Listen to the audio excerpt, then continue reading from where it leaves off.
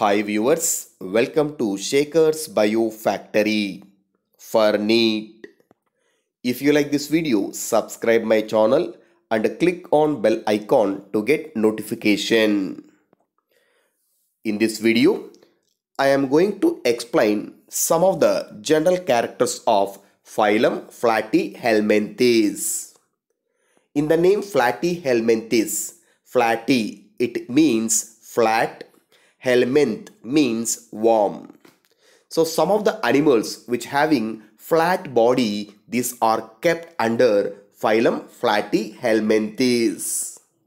And these animals having a dorsiventral body with flat nature, and due to having of a flat appearance, these members are also called as flatworms.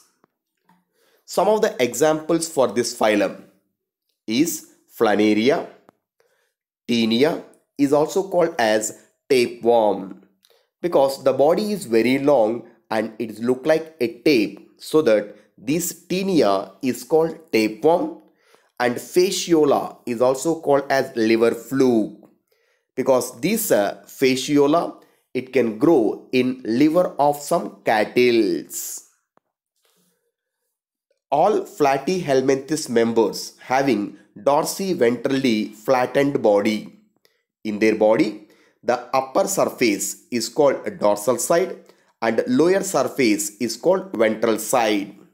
So due to having of dorsiventrally differentiated flattened body, these members are also called as flatworms.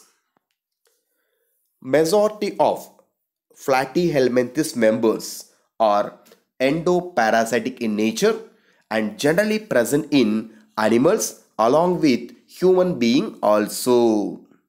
The endoparasitic nature, it indicates these are the parasites collect food material from host, but these members are present inside of host body is called endoparasites.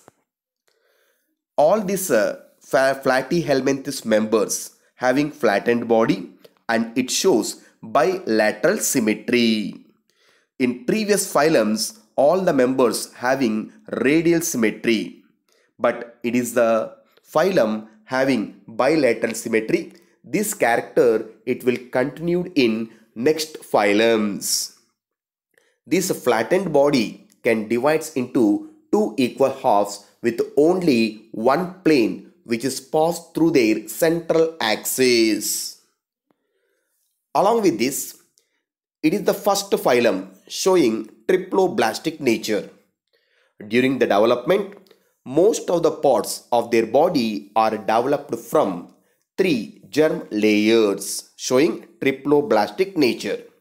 But in these members, their body cavity is called coelom is absent, are called acoelomate animals.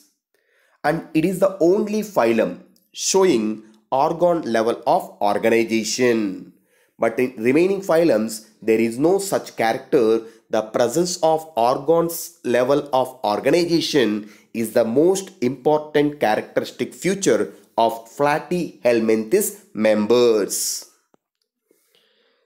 In these members, especially which are growing as a parasite, in these members, it consists of some specialized structures called hooks and suckers. These hook and suckers are present only in parasitic members. Along with this, with the help of this hook and suckers, whenever these organisms present inside of host organism, it can directly absorb digested food material from body surface of host organism. So due to collecting of nutrients or food material from host organisms, in these members there is no specialized digestive system. In these members, the body consists of some specialized cells called flame cells.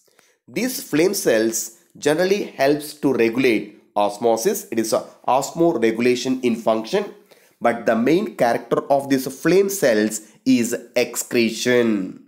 It can release the waste excretory material to outside of their body with the help of flame cells.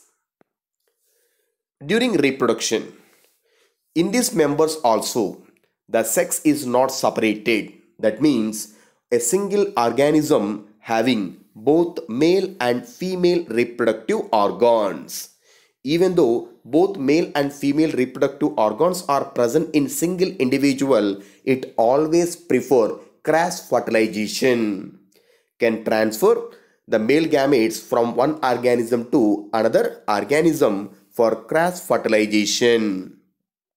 So in these members, the process of fertilization, it takes place inside of parental body, is called internal fertilization, and after fertilization, the process of development of young one, it takes place through larval stage, is called indirect development.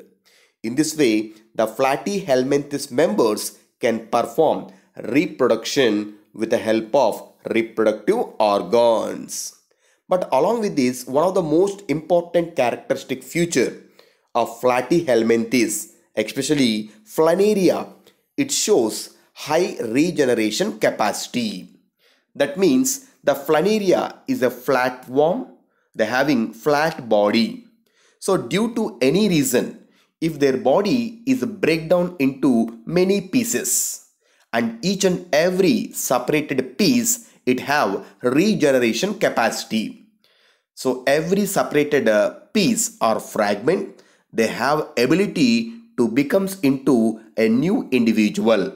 That means if a Planaria, it break down into 7 pieces, and these 7 pieces with high regeneration capacity, they becomes into 7 daughter individuals. It is the most important characteristic feature of Platyhelminthes members. So the main characters of Platyhelminthes, these are the members showing triploblastic nature and acoelomatic nature, and most important characteristic feature, presence of organ level of organization. And a majority of members are endoparasitic in nature, consist of hook and suckers to collect food from host organisms. The common character is flattened body with dorsal and ventral surfaces.